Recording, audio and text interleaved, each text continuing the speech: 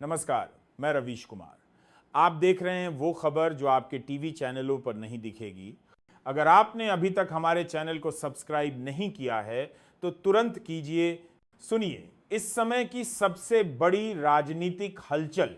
दिल्ली की सियासत में अचानक से ऐसा भूकंप आया है जिसकी गूंज संसद से लेकर मोहल्लों तक सुनाई दे रही है। प्रधानमंत्री नरेंद्र मोदी की सरकार अब उतनी मजबूत नहीं रह गई है। वजह है नीतीश कुमार, चंद्रबाबू नायडू और उनके साथ 100 सांसदों का मोदी का साथ छोड़ देना। ये सिर्फ एक दरार नहीं है बल्कि सत्ता की नींव हिलने की आहट है।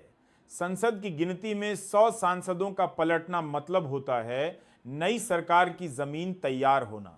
और उस जमीन पर खड़े नजर आ रहे हैं राहुल गांधी जिन्हें कल तक सत्ता पक्ष ने मजाक में लिया, अब प्रधानमंत्री की कुर्सी के सबसे करीब दिखाई दे रहे हैं। नीतीश कुमार जो हमेशा सत्ता समीकरण का अहम हिस्सा रहे, उन्होंने साफ ऐलान कर दिया है कि मोदी के साथ अब कोई भविष्य नहीं है। चंद्रबाबू नायडू जो दक्षिण के बड़े खिलाड़ी हैं, उन्होंने भी यही रास्ता चुना। 100 सांसदों ने बाकायदा राष्ट्रपति को पत्र दिया है कि अब उनका समर्थन मोदी सरकार को नहीं बल्कि राहुल गांधी को है। आप सोचिए, जिस नेता के भाषणों पर कल तक ठहाके लगाए जाते थे, आज वही नेता सत्ता का विकल्प बन गया है। ये सिर्फ संसद की गिनती का मामला नहीं है, ये जनता की नाराजगी का भी नतीजा है। बेरोजगारी, महंगाई, किसानों की बदहाली, इन सब ने लोगों को ये सोचने पर मजबूर कर दिया कि शायद अब बदलाव जरूरी है। और बदलाव का नाम बनकर उभरे हैं राहुल गांधी। नीतीश कुमार का फैसला बताता है कि अब जनता का मूड बदल चुका है। नायडू ने भी समझ लिया कि दक्षिण में भाजपा की पकड़ कमजोर हो रही है, इसलिए उन्होंने दिल्ली की राजनीति में नया पत्ता फेंका।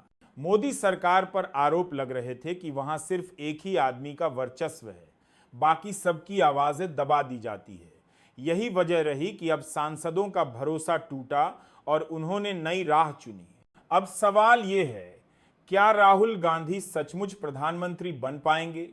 गठबंधन सरकारें मुश्किल होती हैं, खींचतान होती है, मगर इस समय सबका मकसद एक ही है, मोदी को सत्ता से बाहर करना। देश के लोकतंत्र में ये बड़ा बदलाव है, एक ऐसा बदलाव जो दिखा रहा है कि सत्ता कितनी भी मजबूत क्यों न हो, अगर विश्वास टूट जाए तो ताश के पत्तों की तरह बिखर जाती है। गली गली और चौक चौराहे पर अब लोग यही पूछ रहे हैं, क्या राहुल गांधी सचमुच प्रधानमंत्री बनेंगे?